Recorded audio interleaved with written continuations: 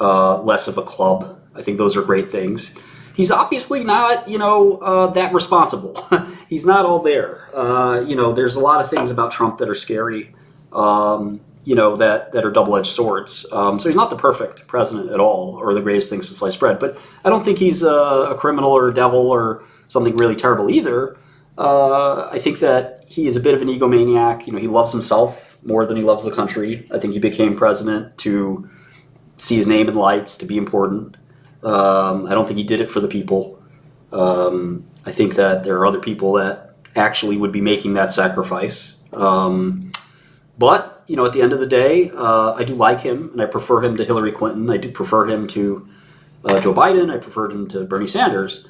But that's not because he's the greatest guy in the world. It's because, he's mostly better than those choices, and that's not by a whole lot.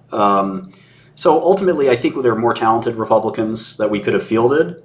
I'm glad to see my old friend Vivek Ramaswamy join the race. I think more people like him who do have a lot to lose. Vivek can be worth $10 billion or $20 billion if he just keeps doing his pharma thing. But for whatever reason, he wants to be president. And I think part of it is still ego more than public service. But, people like him really don't, you take whatever the decision-making is, including maybe Trump, but we'll put an asterisk there for a second. People like Vivek, or Michael Bloomberg even, from the other side, they have nothing to gain from getting into politics. Absolutely nothing. The only thing they have to gain is maybe a little bit of ego, which is a small price to pay.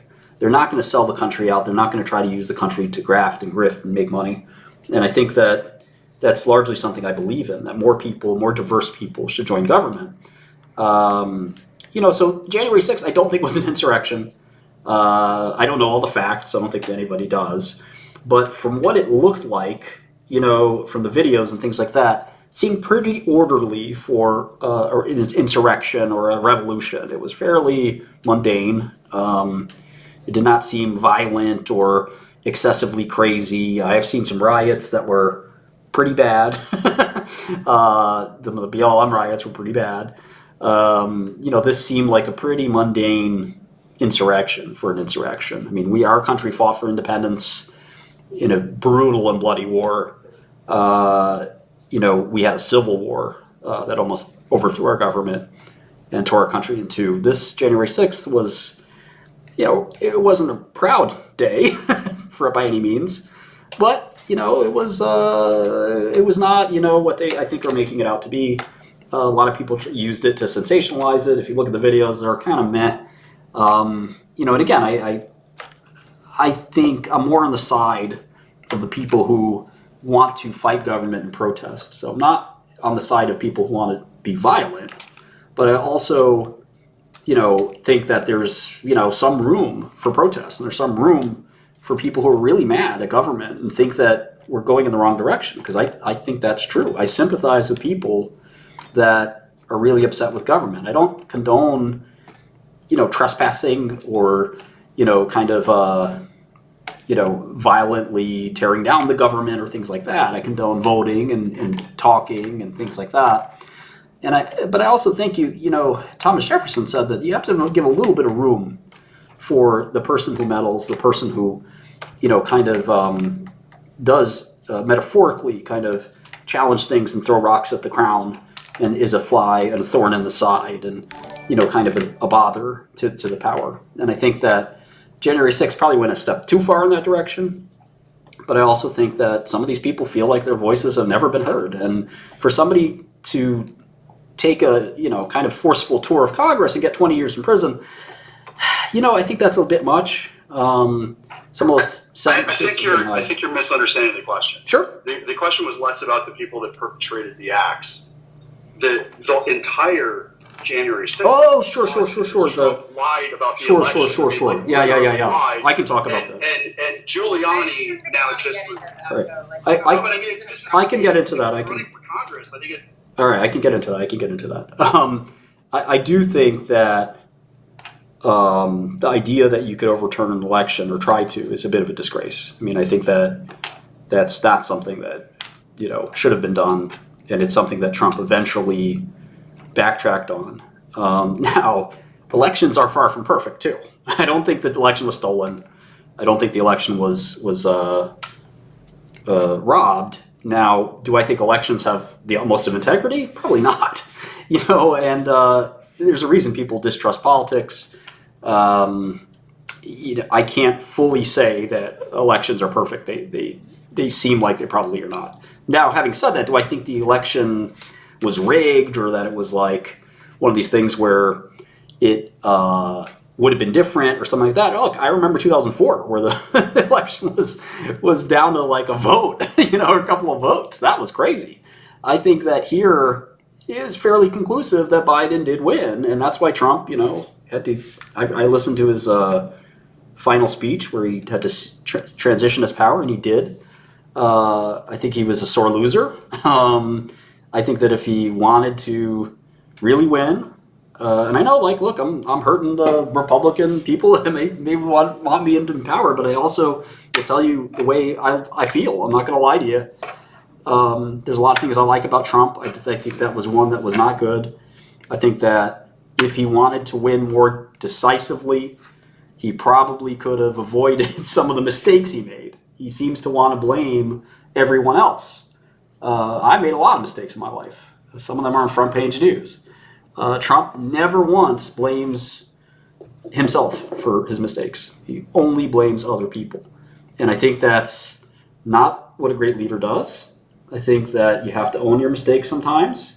It's okay if you don't own them all, but sometimes you have to own mistakes. And he had this viewpoint that he never made a mistake. And I think a lot of people are turned off by that. And, he's a good politician, don't get me wrong, but a great politician wins elections by a landslide. And he has to look in the mirror and say, why didn't I win by a landslide? I'm the most popular politician of all time, but I lost to, admittedly kind of a middling candidate. And the answer is because I piss a lot of people off. If he was really honest, he would have said, I seem to tick off the world. I seem to make a lot of comments and mistakes that some people like them and other people hate them. And why can't I find a way to have everyone like him, or at least more people? And I think that there are some of the unforced errors he's made that hurt him. And his focus on himself, his sort of megalomania hurts him. I think he's a very funny guy and people have enjoyed watching him, but they're no matter how big of a Trump fan you are, and I used to be a fairly big one, I'm still a little one. The guy's made a lot of mistakes and he says a lot of dumb stuff and he does a lot of dumb stuff. And if you read some of the books of people who have worked with him, there's a lot of dumb stuff he tried to do that... Ooh, sorry, I don't know where I cut off. But if you read some of the books and the people that have worked with him in the White House, apparently there's a lot of stuff that he tried to do or wanted to do that was really stupid that we never got to see. So, we had double, dude. What's that? For some reason. It's there's a crazy echo. I actually have to drop. I appreciate... Hear it now. Yeah.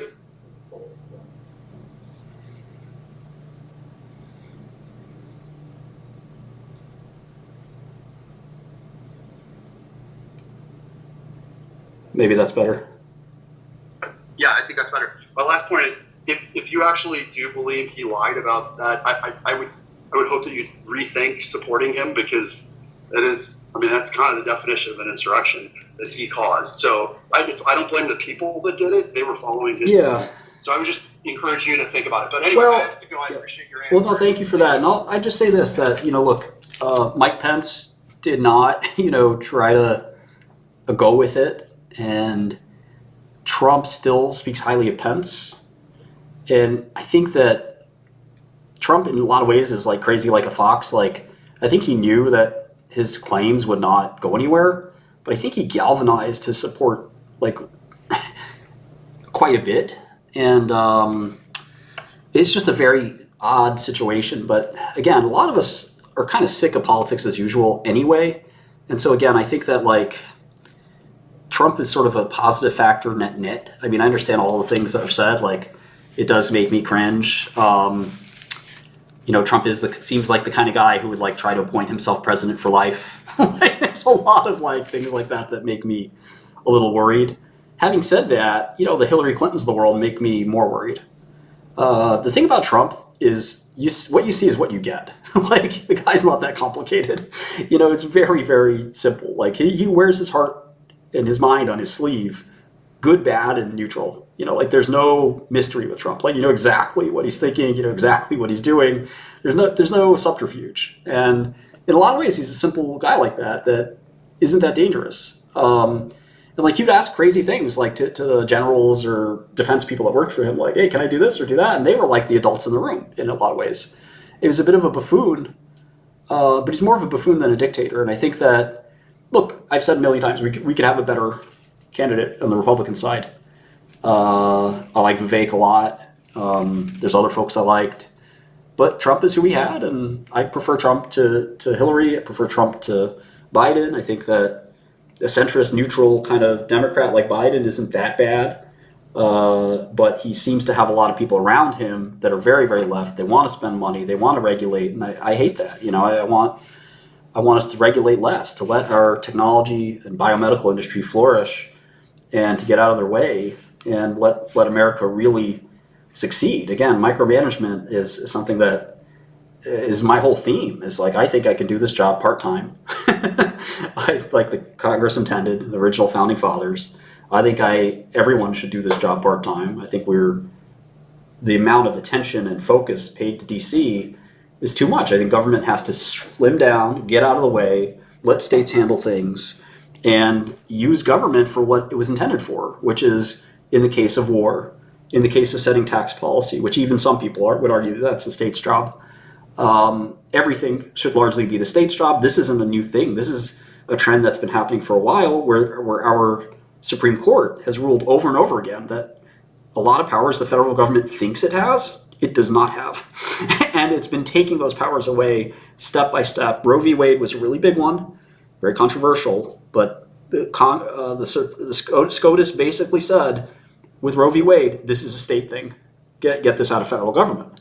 With SEC v. Liu, Supreme Court said, SEC doesn't have that right. They can't do that. Strip them of disgorgement, which is one of their biggest rights, biggest penalties they could levy. They took that away.